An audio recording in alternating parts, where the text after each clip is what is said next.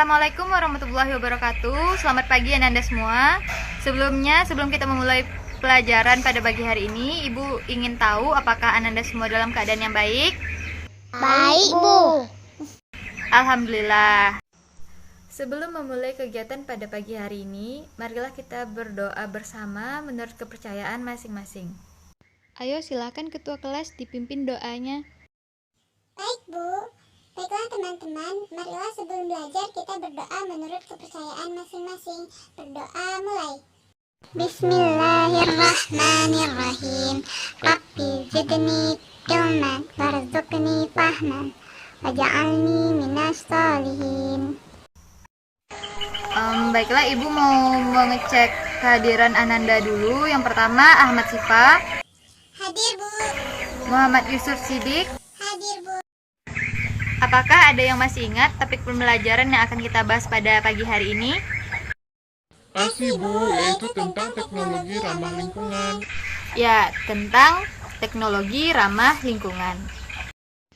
Nah, sebelumnya Ibu mau tanya dulu, siapa di sini yang tahu apa itu teknologi? Tidak tahu, Bu.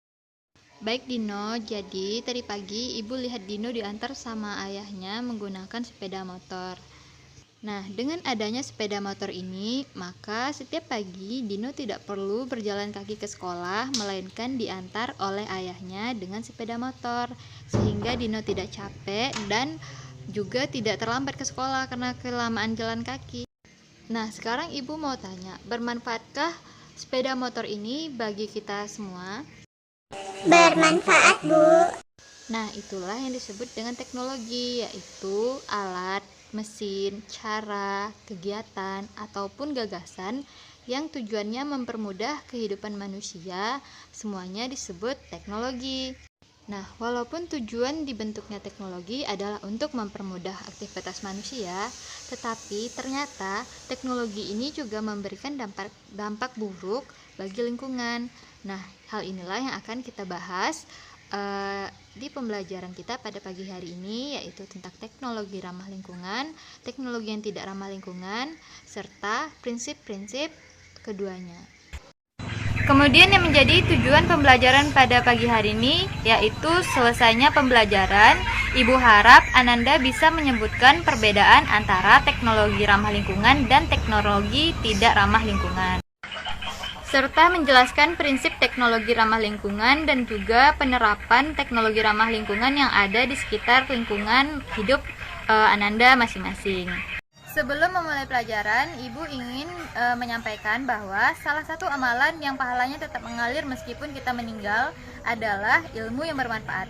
Oleh karena itu, Ibu harapkan Ananda tetap serius mengikuti pelajaran sehingga ilmunya akan mudah terserap dan akan bermanfaat bagi kehidupan Ananda di masa depan. Karena masih pagi, Ibu harap Ananda semua semangat dalam mengikuti pelajaran hari ini ya. Iya, Bu. Nah, sekarang silahkan Ananda bentuk sebuah kelompok yang terdiri dari 4 orang. Kelompoknya dipilih berdasarkan nomor urut absen saja. Silahkan duduk bersama anggota kelompoknya dan kerjakan serta diskusikan soal-soal yang ada di LKPD halaman 72. Waktu Ananda untuk berdiskusi tinggal 5 menit lagi. Setelah ini silahkan tunjuk salah satu perwakilan dari kelompok untuk mempresentasikan hasil diskusi masing-masing kelompok. Dan kemudian untuk kelompok yang tidak presentasi, silahkan bertanya dan ditanggapi temannya yang sedang presentasi. Terima kasih kepada Ananda yang sudah presentasi. Presentasinya bagus, keren. Mari kita berikan aplaus kepada teman-temannya. Sekarang silahkan Ananda perhatikan PowerPoint Ibu di samping. Nah, berdasarkan dampaknya terhadap lingkungan, teknologi terbagi menjadi 2, yaitu Teknologi ramah lingkungan dan teknologi tidak ramah lingkungan, Bu. ya, benar sekali, yaitu teknologi ramah lingkungan dan teknologi tidak ramah lingkungan. Teknologi tidak ramah lingkungan biasanya menggunakan sumber-sumber yang tidak dapat diperbarui. Nah, ada yang tahu contohnya? Saya, Bu. Batu bara, minyak tanah, dan bensin, Bu. Iya, seperti batu bara dan minyak bumi. Nah, dan juga teknologi tidak ramah lingkungan ini biasanya menghasilkan limbah, yang mana limbah ini berbahaya bagi lingkungan dan kehidupan di sekitar kita. Sementara teknologi ramah lingkungan adalah kebalikan dari teknologi tidak ramah lingkungan. Nah, yang itu teknologi yang tujuannya adalah sama mempermudah kehidupan manusia, tetapi dengan tetap memperhatikan prinsip-prinsip pelestarian lingkungan. Apakah Ananda ada yang tahu apa maksud dari tetap memperhatikan prinsip pelestarian lingkungan? Saya, Bu, yaitu tidak menggunakan bahan-bahan yang berbahaya yang bisa merusak lingkungan. Nah, betul.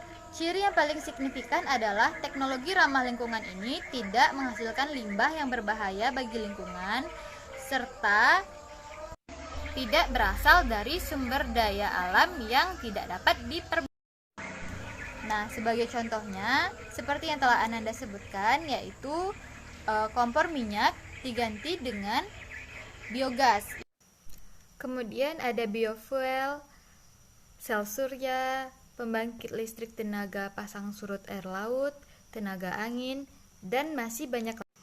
Nah, kemudian untuk pembahasan soal yang sudah Ananda diskusikan tadi, yaitu yang pertama adalah apa dampak baik dan dampak buruk keberadaan pabrik bagi lingkungan di Indonesia.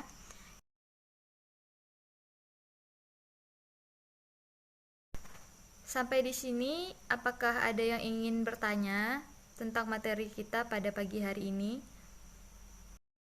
Tidak, Bu. Kesimpulan pembelajaran kita pada pagi hari ini yaitu yang pertama adalah teknologi ramah lingkungan merupakan teknologi yang bertujuan untuk mempermudah aktivitas atau kegiatan manusia dalam memenuhi kebutuhannya, tetapi dengan tetap memperhatikan prinsip-prinsip pelestarian lingkungan. Sementara itu, teknologi tidak ramah lingkungan merupakan teknologi yang menggunakan sumber daya alam yang tidak dapat diperbarui seperti minyak bumi dan batu bara. Serta teknologi ini kurang memperhatikan lingkungan yang ditandai dengan adanya limbah dan mengakibatkan pencemaran serta polusi yang berbahaya bagi lingkungan hidup dan juga kesehatan manusia dan makhluk hidup di sekitarnya. Maka dari itu, hendaknya kita lebih memperhatikan lingkungan dan berperilaku hemat energi, yaitu dengan cara beralih menggunakan teknologi yang lebih ramah lingkungan.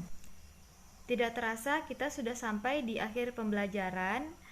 Nah, Ibu ingin mengingatkan sekali lagi untuk Ananda selalu belajar di rumah, selalu mengulang pelajaran agar pelajarannya lebih lama tertinggal di dalam otak kita. Kemudian untuk minggu depan masuk bab baru yaitu sel. Ibu harap Ananda membaca dulu di rumah sebelum kita memasuki pertemuan minggu berikutnya. Kita tutup dengan membaca hamdalah. Alhamdulillahirrabbilalamin. Wassalamualaikum warahmatullahi wabarakatuh.